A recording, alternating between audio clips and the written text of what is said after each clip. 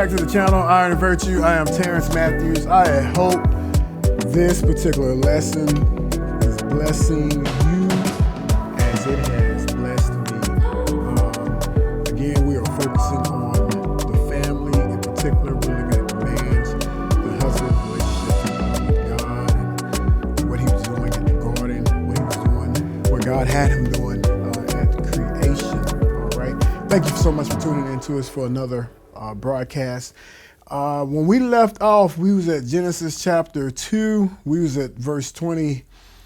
We was in verse 25. And I wanted to clarify something really real quick. I know I was calling, I kind of jumped ahead of myself and I gave a woman an actual name. But when we actually look at the scripture and what the scriptures that we was dealing with, the name Eve was not spoken yet.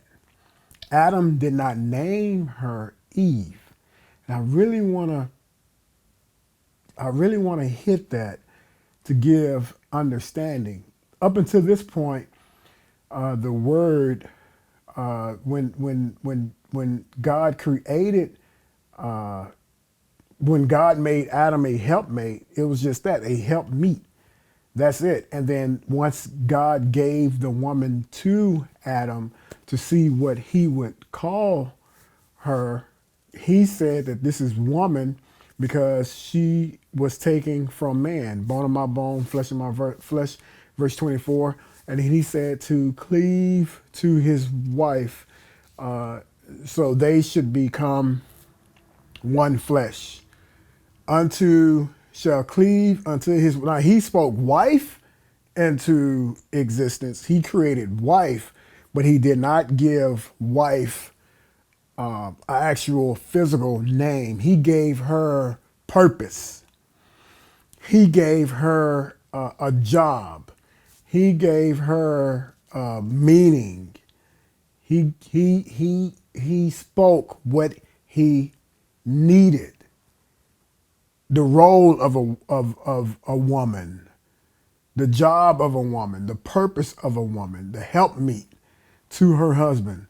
Then he said to cleave, to connect with, to join together, to fit. All right, like I was saying, I have one friend, his daughter is still with him to this day. And like I said, I think she's 25 or so years old, and she's gonna stay with her father until I didn't get that. Could you try again?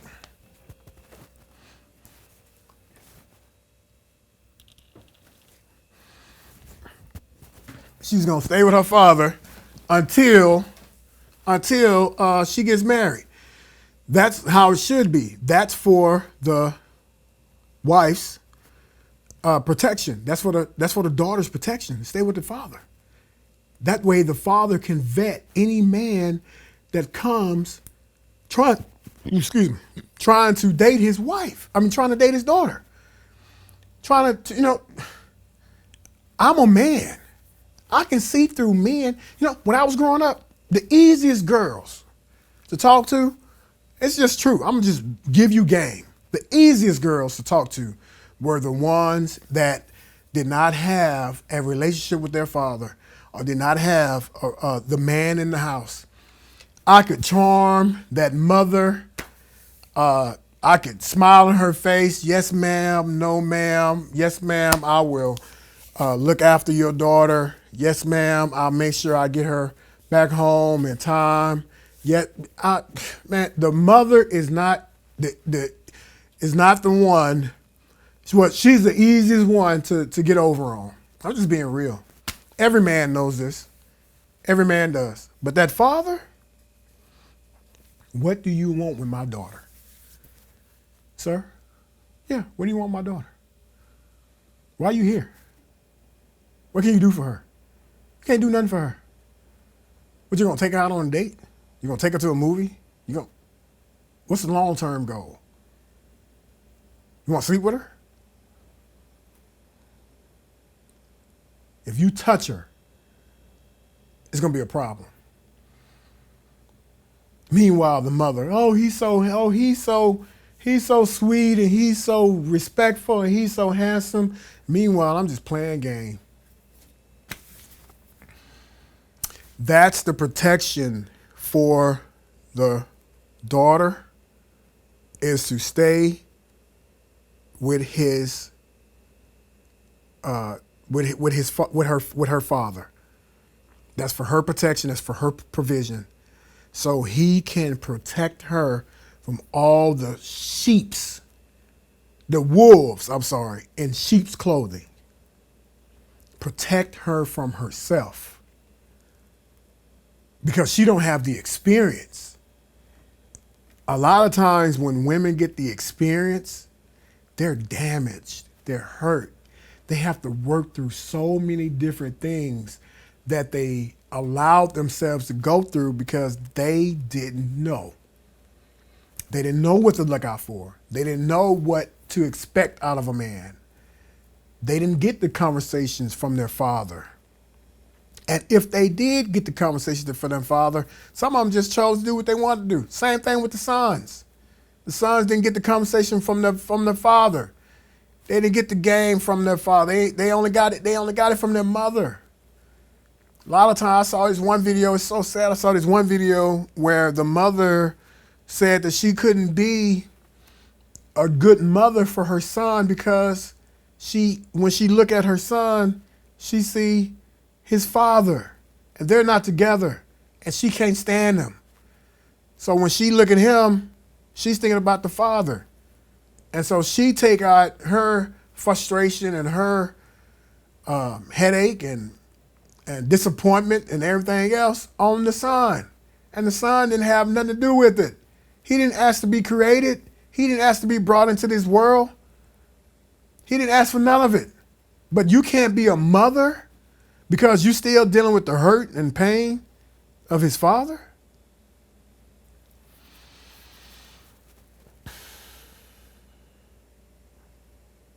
Man, that's tough, man. That breaks my heart. And this is just Genesis. This is just, man, literally, this is probably maybe 1, 2, 3, 4, 1, 2, 3, 4, 5, 6, 7, 8, 9, 10, 12, maybe 13 verses that we dealt with. That's it. That's it. This is what man was created for. He was created to have work first. No, I'm sorry. He was created to have a relationship with God first. So if you're looking for a husband, that's what you look for. He has to love God more than he loves himself, more than he loves you. He needs to be connected to the hip of God. I got saved when I was 11 years old, 10 years old, spoke in tongues for the first time when I was 10. That does not mean that I did not make mistakes. That does not mean that I was perfect. That don't mean none of that. But I've been walking with God a long time, and I know for a fact this word is real. I know for a fact that God is real. I've been in a relationship with him. Whatever I've asked for, I'm not just bragging, but man, whatever I've asked for, I've eventually walked into it in my life. Things that I've asked for when I was 10, I may have walked into it when I was 18. Or I may have walked into it when I was 20. I may have walked into it when I was 25. God is real. And he is going to watch over his word to perform it. Especially when we speak the word. We're not commanding God to do anything. Oh, I command God no, man. It's relationship. The word says just ask and you will receive. Seek and ye shall find. Knock and the door shall be open.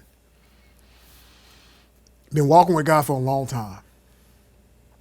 Connected to God. In relationship with God. Messed up? Yes. Repented? Yes. Messed up again? Yes. Repented? Yes. Asked for forgiveness from people? Yes. Did all that? Hurt people? Yes. But I know God. I have a relationship with Jesus. I have a relationship with God. You know, I believe his word, right? And so, then the man that you should look for, number one, is relationship with God. Number two is his work, his purpose, him doing. Now, he may not find that when he's 20. That's likely not going to be the case. He's not going to have that maybe when he's 30. That unless he has that father in his life, that's guiding him, and he's allowing his father to speak to him, and he's taking in his father's words. 9 times out of 10, man, he's not gonna have that. I'll tell you this: I believe the system is even screwed up in that area, where the world know if you can get a woman on your team, especially a woman that has kids, she will be the most loyal person in their organization, because he know the one that she's the one that she answers to. He know that she needs this job, and she'll be faithful unto death to that company. Men aren't built like that.